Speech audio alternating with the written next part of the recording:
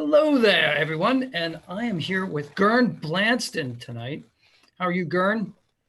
Yeah, I'm doing great, Pat. It's great to see you. Long time. Yeah, absolutely. So, For the audience, Pat and I go back, way back, almost as far as you can go. pretty far, pretty far. I mean, this man knows more about me than man knows a lot. Let's start with a lightning round. Let's all get to know each other. Okay, Gern, ready? Ready. Tacos or egg rolls? Deep ambivalence. Okay. Yes or Rush? Yes. Really? You're a Yes fan.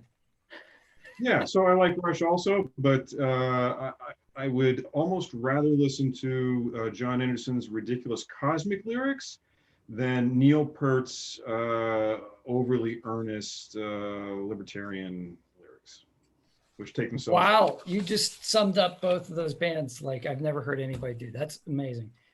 Peanut butter or jelly? It's got to be peanut butter because you can always have a sandwich with just peanut butter, but with just jelly, it's not really doable. What about cake or pie? Cake for sure, but I do have a pie story. Tell me about the pie. All right. So my wife, my mother-in-law, was the national cherry pie queen. What? Yeah. National cherry pie queen. This is back in 1941, back when baking companies, Pillsbury, manufacturers of flour, would, in an era before television, would try to drum up business by having these baking competitions. And of course, they still go on. They're better known in the Midwest than they are for the coast. And she entered as a young girl. She has this sour cherry pie that she makes. And she worked her way up. She eventually won the national competition. She's from a little town in upstate New York, small population. And here's this young 17-year-old girl, the winner of, this is how big it is, in 1941, how big it is if you're the cherry pie contest winner. You get to go to the White House. That's the prize. You get to meet the president. So here's this young girl, really never been out of town, put her on a train. The local band sends her off. It's big news in this little town. This is like one of the most exciting things that's ever happened. She takes the train to Washington, D.C. She gets to stay there. And it's around February 1941. So prior to World War II. Right. But she gets there and finds out that, or she's told, the president's busy. So she had to have lunch instead with Eleanor Roosevelt. Wow. Which is, not a bad second prize. It's a nice consolation prize, I'll say. Yeah, I wouldn't mind talking to Eleanor Roosevelt. That's pretty. She was amazing. So wow. Here's my mother-in-law. She's no longer with us in this mortal coil, but I knew her very well for at least 10 years.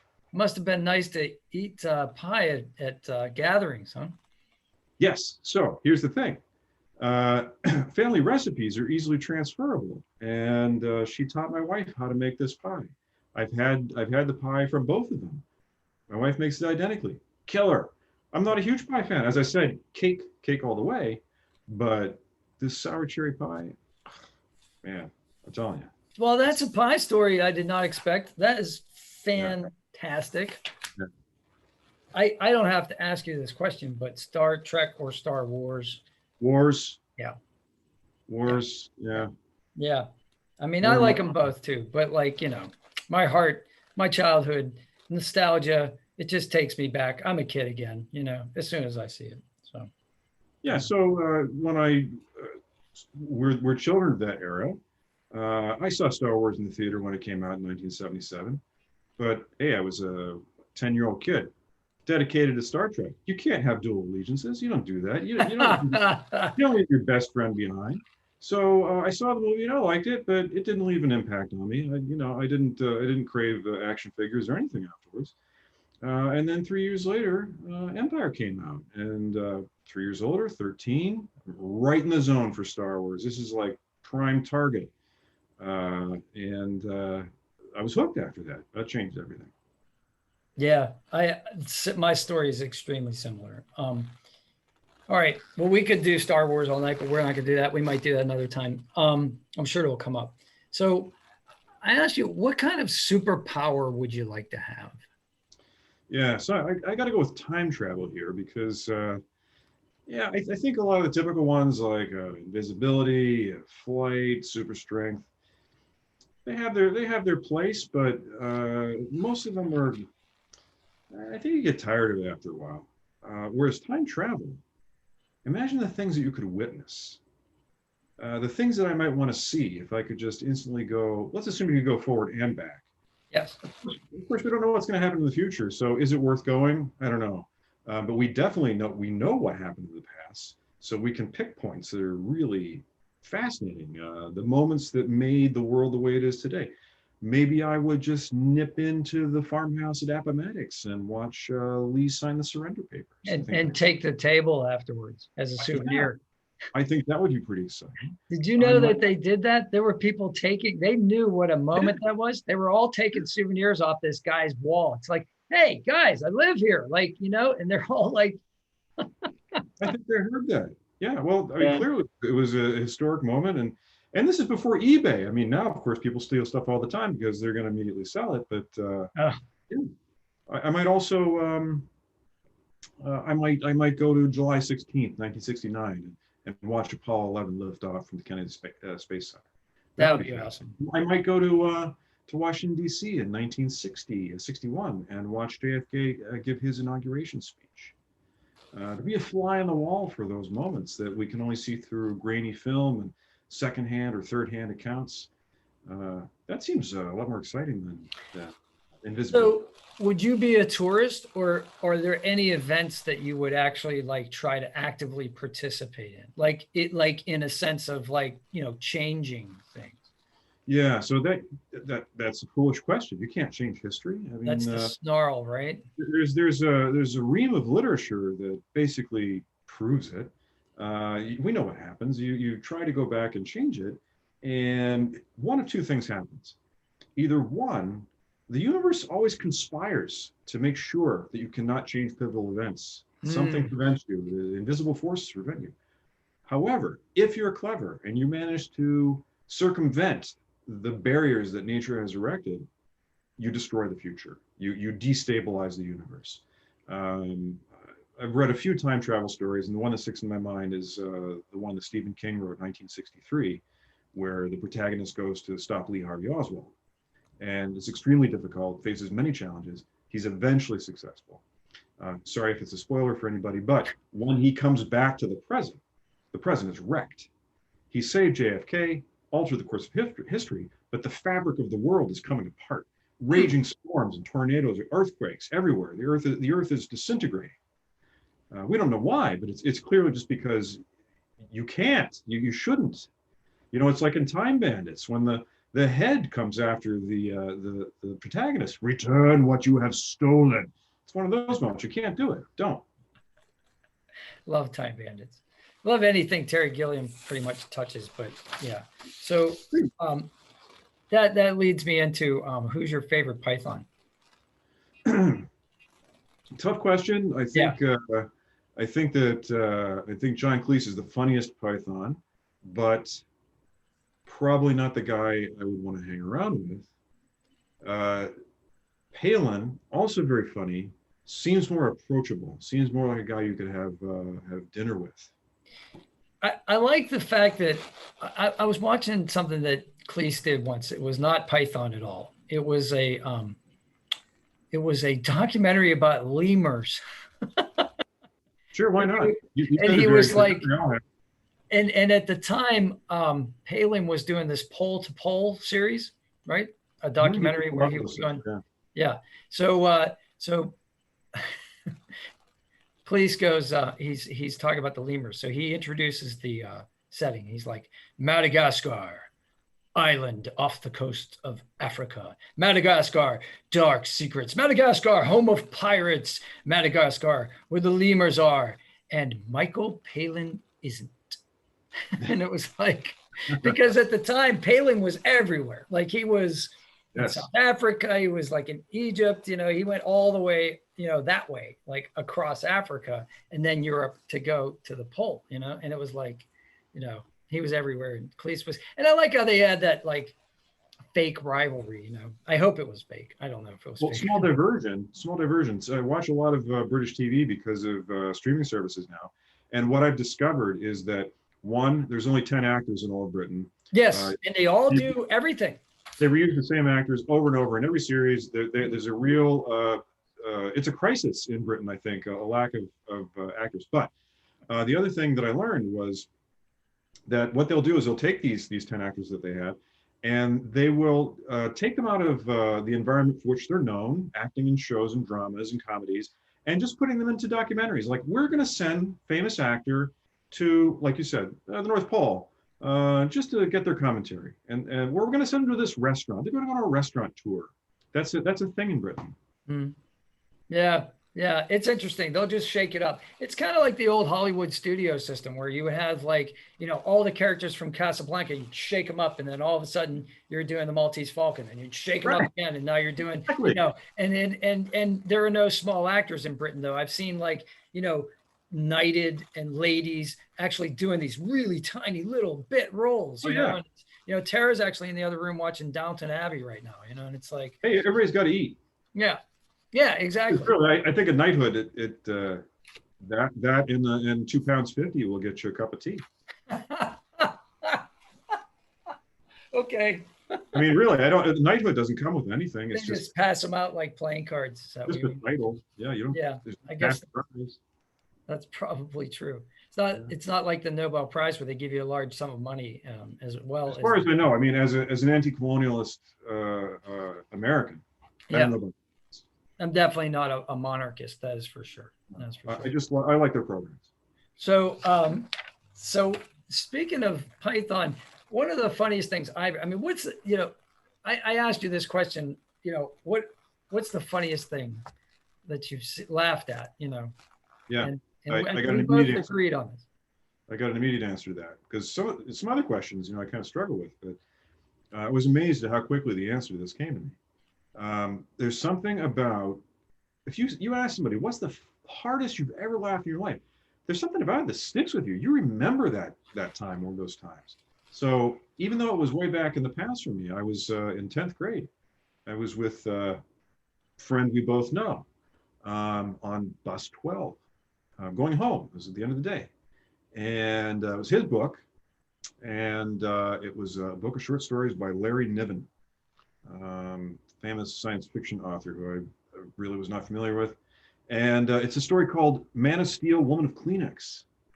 And the premise of the story, it's an analysis of what are the real world implications if Superman actually tried to procreate with Lois Lane or some other human woman. And it goes into the physics and the biology, and let's just say there are a lot of amazing complications that probably shouldn't be discussed in a family show like this one. Yeah. To my 15-year-old mind, one of the funniest things I'd ever read. I laughed so hard that I couldn't breathe. It was that intense. The only other time that I can remember ever laughing that hard was the second one. The first time, speaking of Python, that I saw the Salad Days sketch, which is a riff on Sam Peckinpah films. Right. I didn't know what a Sam Peckinpah film was at the time. I still don't. But I learned much later in life that his signature style was over-the-top violence and blood gushing out in a style that had never been seen before, because you didn't do that in American movies. That didn't come until much later. And the scene where all the pythons are having tea and brunch at the tennis court, and Palin comes in, I say, anyone for tennis? And something goes wrong, and he gets hit by something, and he gets hit in the head with a tennis ball, and he begins gushing blood dramatically, just spurting out of his hand. And then the same thing happens to everybody else, and limbs get chopped off, blood's coming up, screaming everywhere. Again, when you're 15, this is comedy gold. The piano player is the one that sticks in my mind the most. When the piano key cover slams on his hands, and he's got stumps, and he's, and then they cut to like Carol Cleveland, and they kind of fade in on her face, and she's just going, I mean, I can see it in my mind right now. It's just so funny, and it's just so well cut, and I mean, literally, cut pun, but like it's just so. And then of course, Eric Idle is the narrator who's like introducing us, like the show host, and he keeps going. And the narration underneath, there's like a closed captioning. It says, "Stop sniffing, stop it, stop it." And then eventually somebody shoots him with a machine gun or something. That's right. I totally forgot about that part. Yeah, there was a sniffing fit. So it like breaks the frame, but it's still the same level of violence. And it reminds me of a skit where there's this escalation of violence. Graham Chapman goes into a room and he's waiting for somebody, and things in the room start happening, like falling off the wall. And then somebody comes and says, "What happened?" "Oh, well, it fell off the wall." And it's like, "No, I didn't touch it. It fell off the wall." And then the butler comes back and says, and something else breaks. And so the maid comes in to clean it up, and she slips on a dagger, and he comes, and everything just gets ridiculous until they show an external shot of the house and it blows up. Like the whole thing just explodes for no reason at all. Yeah. And I don't know if it's the same skit, but it reminds me of Palin at one point. He's a news anchor. They cut from like this terrible calamity, like an atom bomb exploding or something. And Palin looks at the camera and says, "Well, we had to stop the film there because it was violent and it might offend some viewers." Yes. So not me, I can tell you. I can tell you. Yes, I do remember that. Yeah. It reminds me of the free association now. There's the end of a song, early Moody Blues record. I can't remember which song, but at the very end, the guy's just kind of rambling, talking about the boring Sunday he had, roast beef, not doing anything, and he's reading the paper, and you hear him at the very end as the track trails up. "Somebody exploded an H-bomb today. Hope it was no one I know." Yes. Yes, I love that. I think that's on our children's children. I think. No, it's the one with the blue cover. Oh, then it's In Search of the Lost Chord. No, the dark blue cover. Oh, well, that would be Question of Balance.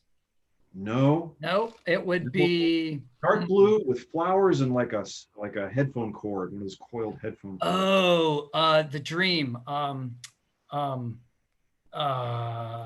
In Search. No, it's No.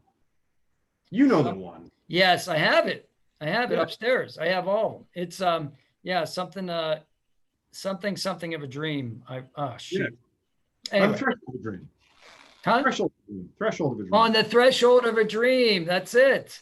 That's great. Boy, I got to pull that out. Now, now that we're on the topic of music, I mean, you turned me on to Yes because I realized when I met you that I either had to become a Yes fan or I was going. No, I'm serious. I was going to be driven insane. So I became a Yes fan, and I really do enjoy them. I mean, like I really do. I didn't know that. Was true. But I adapted because I needed to. But it was great. And you've always been an inspiration for me, a muse of sorts, with turning me on to music that I'd never heard before. You would send me like mix CDs of like things that were on radio at New York. This is pre-streaming, where like, you would hear these things and you're like, I don't know where you got these things. Actually, that's what I want to ask you. Like, where did you find all this stuff? Okay. I mean, I know you were a fan of music of the Hearts of Space, and I knew you subscribed to that. So this wasn't planned, but I happened to be sitting in a room with a bunch of records behind me, which I just got into. So I got rid of all my records in the 80s because, dump them. It's all about CDs, man. Right. And then that'll never come back. Yeah. Nobody ever play vinyl again. Got rid of everything, right? And then during the pandemic, somehow I rediscovered records and nostalgia for records, the ability to touch the medium, the ability to see it, the ability to understand how it actually works. It's, records are very simple, easy to understand. Streaming music, invisible, incomprehensible. So no, you're talking about being an influence, but you were an influence on me. All friends influence each other with music. But you remember this album? Yes, Jean-Luc, 1985. Yep. Yeah. Mm-hmm. So every track on that album is good. There's one track There's one track though that doesn't fit with the rest of the other 6. Yes. And it's, which one do you think I'm thinking of? Do you? I generally know what you mean. Yeah. But I can't put my finger. I was a DJ back then, so I knew the track numbers. I could probably tell you like the time codes. But like, yeah, Solitude's the second track on that. And it's a great track, but it doesn't fit with the happier motif of the rest of the album. And one of the reasons I like that album is because it was a happier album, because a lot of Jean-Luc Ponty's stuff is very moody. It's very atmospheric and deep. You know, his titles all imply very deep thoughts, you know. Egocentric Molecules. Yes. Love it. You know, Enigmatic Ocean. Just really great. You know, I mean, his album name, Word Generation. You know, Mystical Adventures, you know, like, yeah. Cosmic Thief. Cosmic Messenger. Cosmic Messenger. Yeah. Well, I always thought that was about a comet, but the album cover would tend to suggest that. My least favorite album cover. Yeah, that's what came to mind. And and that was funny because Open Mind is not one of his typical album covers either. You know, no. It's bright red. Everything else is like black. You know, it's not at all typical because usually he's on the cover. Yeah, which is really like. I think Atlantic Records, which signed him. Yeah. They thought he's a youngish, good-looking guy. We're going to slap him on the cover every time. Oh, see, I didn't even think about that. Yeah. You thought maybe it was to like get an appeal. Because artists famously have almost no input into cover art.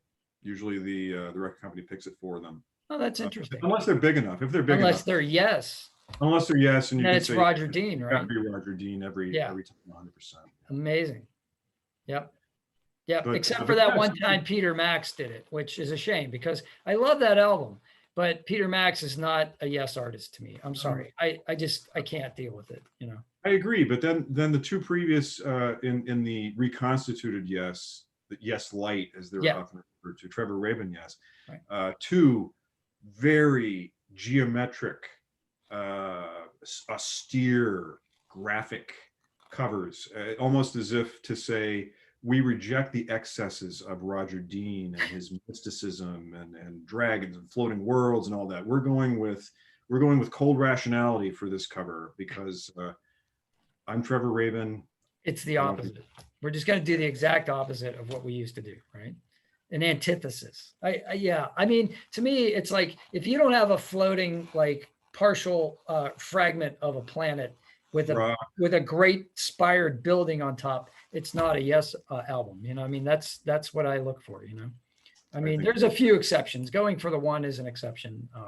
You know, but like that's they had a couple of classic Yes had a couple of album covers that were not Roger Dean that were just seemed very random. Tormato is another one where it's a photograph of all of them on the cover with Tomato Street across it. Very, very unusual, but it was also a very unusual album.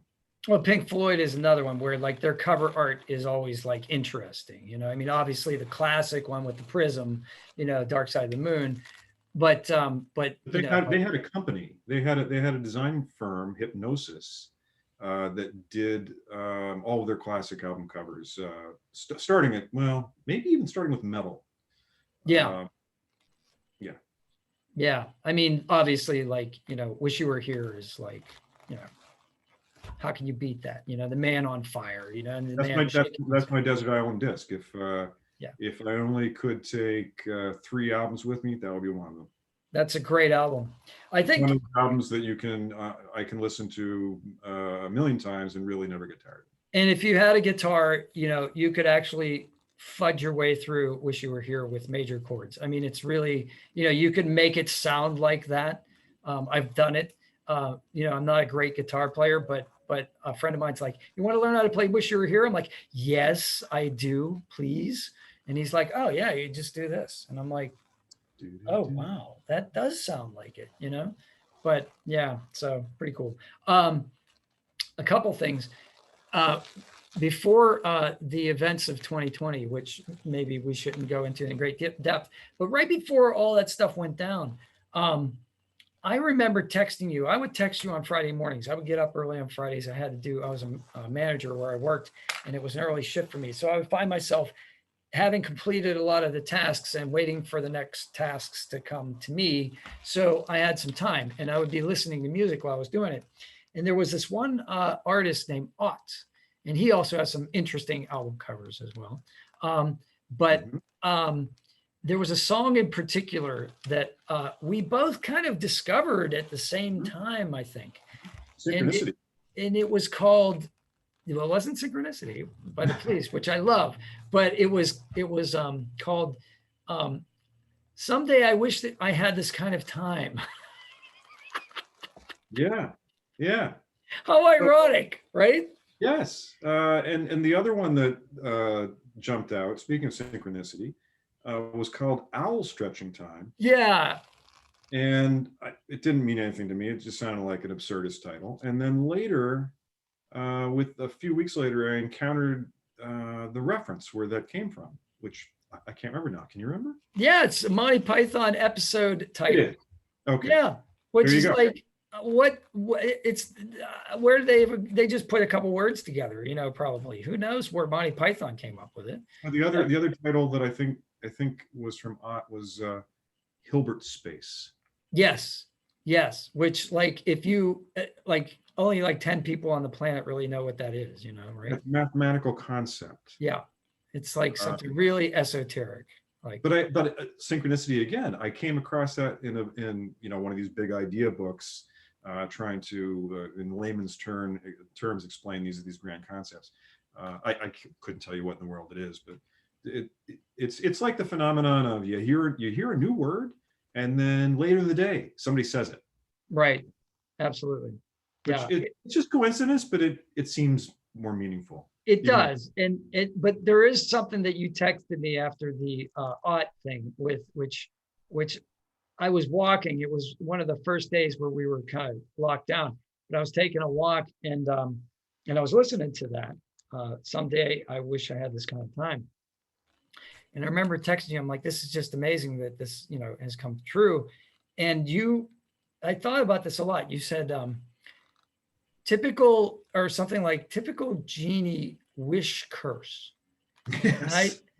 Wish/curse. And I thought that is so appropriate for this situation. And I've thought about that a lot over the last months. And it's just, in a lot of ways. You're saying that it's pandemic could be interpreted as pandemic related. Yeah. Lockdown. Yeah. And it's also the fact that you can look at things in both of those ways, right? So you can look at the same event and think of it as a wish, or a curse. You a lot of times, not everything, but a lot of times. I mean, some things are inherently unfortunate and you don't want to happen. Other things are just inherently awesome. But there are a lot of things where it really does depend on your point of view. It can really influence what the outcome is. Absolutely. The classic story of the farmer whose horse runs away. I don't know if you ever heard this story, but Hit me. his horse runs away, and the neighbor says, "Oh, what a terrible thing! Your horse ran away." And he goes, maybe. And the next day, the horse comes back with another horse, a wild horse. And the neighbor comes over and says, "Oh my God, you got 2 horses now. That's great. You can do twice as much work." And the farmer says, "Yeah, maybe." And the next day, his son is out trying to break the horse, and he falls off the horse and breaks his leg. And the neighbor says, "Oh, how unfortunate! Your son broke his leg, And he says, "Yeah, maybe." And the next day, the army is coming up the road, and they're taking all the firstborn young, healthy men to war.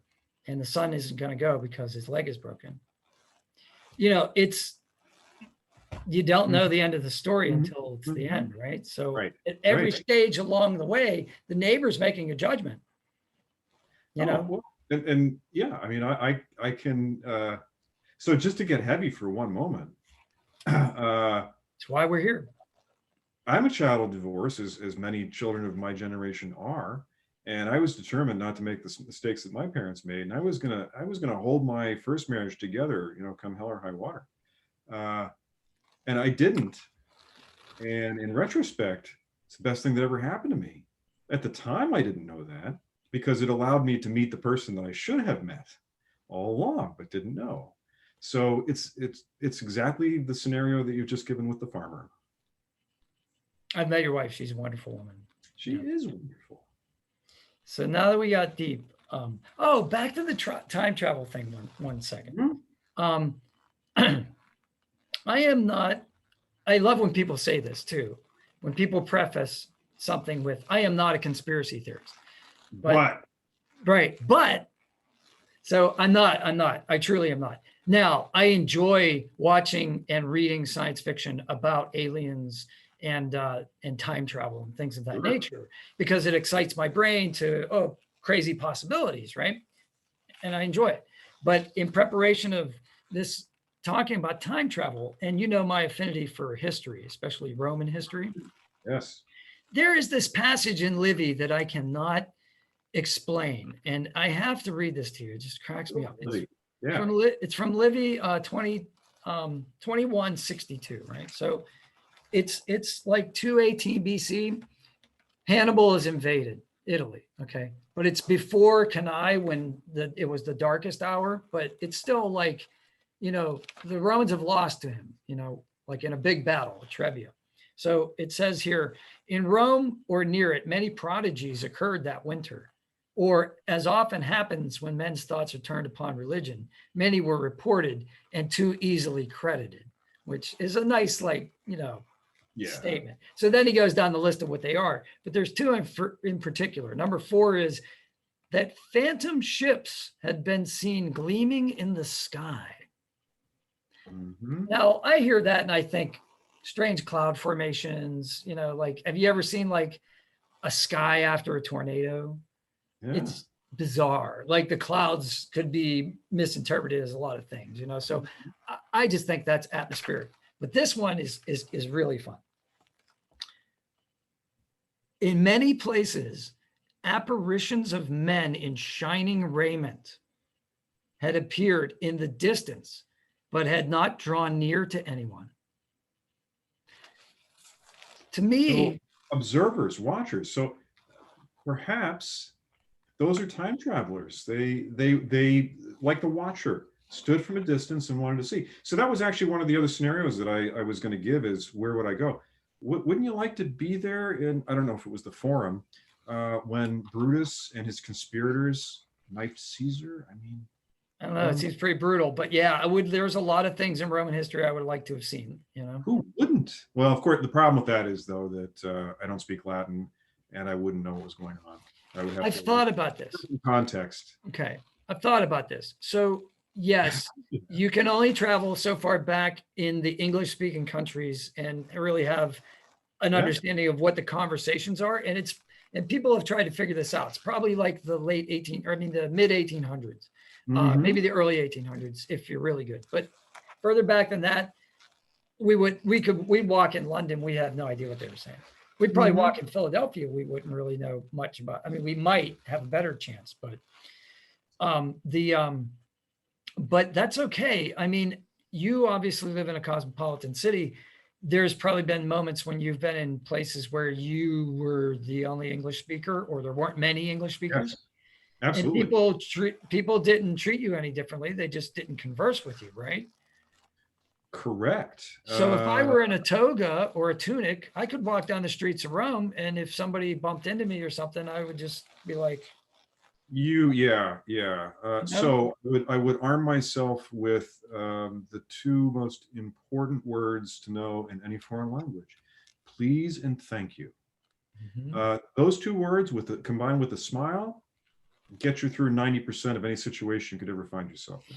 Think about this as well. Okay, so there's no lingua franca. Okay, maybe during the Empire, Latin is a lingua franca, but people would have spoken it to varying degrees of proficiency as well, right? Well, barbarians wouldn't have spoken it very well, if at all. So, if you're coming from Egypt, you may know some Latin, but you're not going to speak it like a Roman, right? No, so it would be hard to be, I think that you would be able to blend in a big city like that. Now, in the countryside, people would be like, well, what the heck are you doing all the way out here?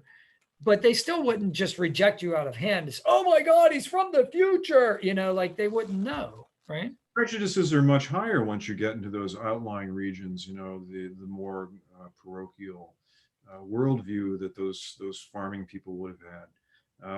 But yeah, I think that you probably could get away with it. I think you would have to take far less protection against being discovered as a time traveler in the distant past than you would in the recent past.